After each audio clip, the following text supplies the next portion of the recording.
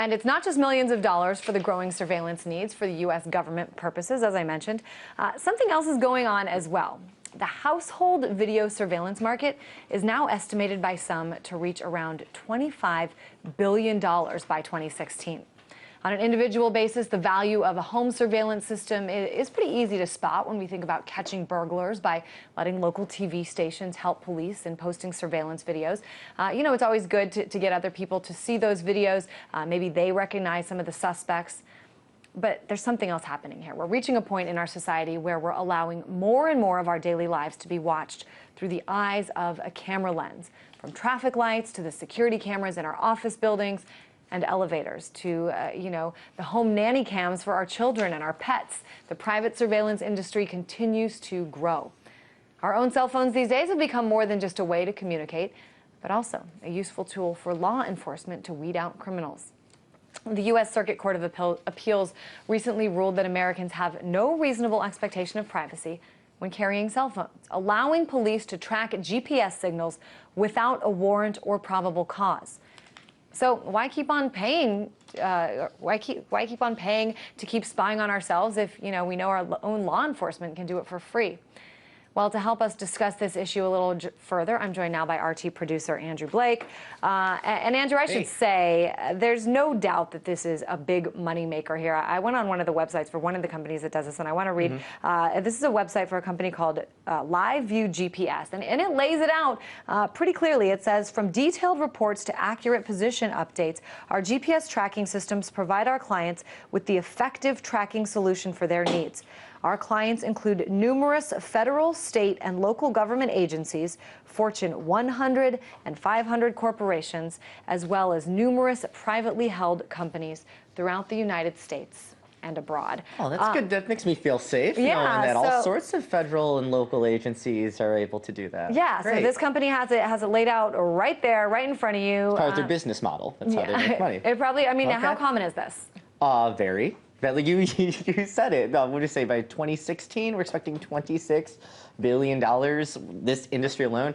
And within the last decade, more specifically the last 2 or 3 years, we saw this huge transition where telecom companies, places where... You're talking like Verizon, Sprint. Yeah, places where you're going to get cell phone contracts, landline contracts, broadband, cable, internet, all that stuff. Those companies have also, in the last couple of years, entered the home surveillance market, and which is great because that's one, have everything streamlined to one bill. You don't have to worry about paying, ADT one thing and Time Warner another. No, you can have the same company that sends information over telephone wires and over fiber optic cables.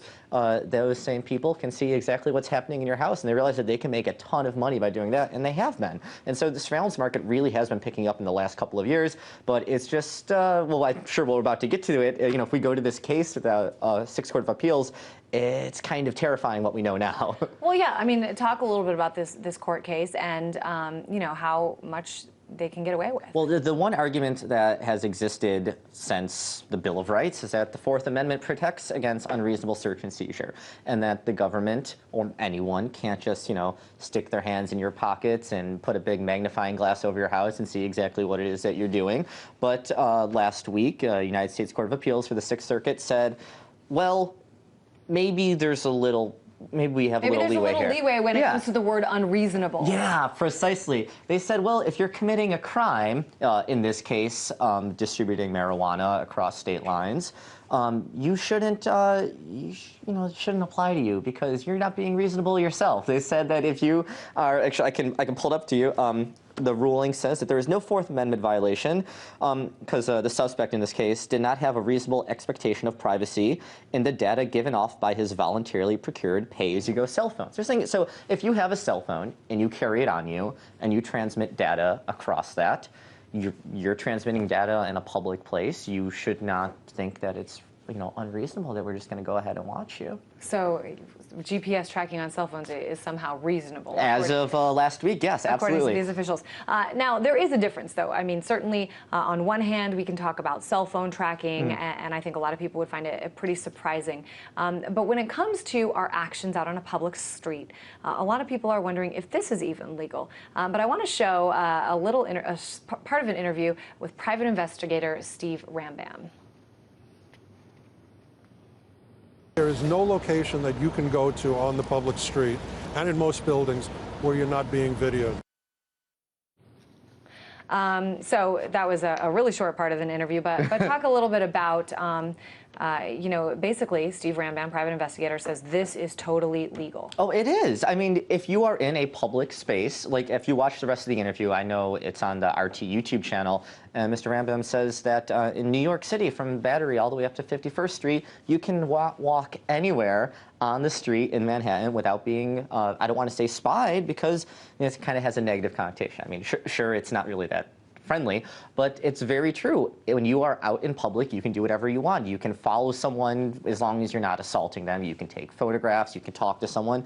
You can do anything. That's the same reason that why there's been a bit of an uproar in D.C. in recent weeks, and the Metropolitan Police captain actually had to make a statement saying that when police are acting in their official capacity in the public, they can be videotaped because there is no expectation of privacy in the public. If you are doing your job in the public, we're going to go ahead and people can watch you, and which is great for bringing some accountability to law enforcement. But it's can work on the other way around too. If you're doing anything in the streets, anyone can be watching you, and that information, whether it's willingly collected by law enforcement agencies or volunteered over, it's totally legit to be handed over. And the case that we're seeing with this GPS tracking, actually, I believe it goes back to 1986, the Electronic Communications Privacy Act, and we've talked about it a couple of times before on RT. And what the ECPA does is it says that if you just get a court order, you can go ahead and try to monitor someone's GPS or digital communications, whatever it's going to be.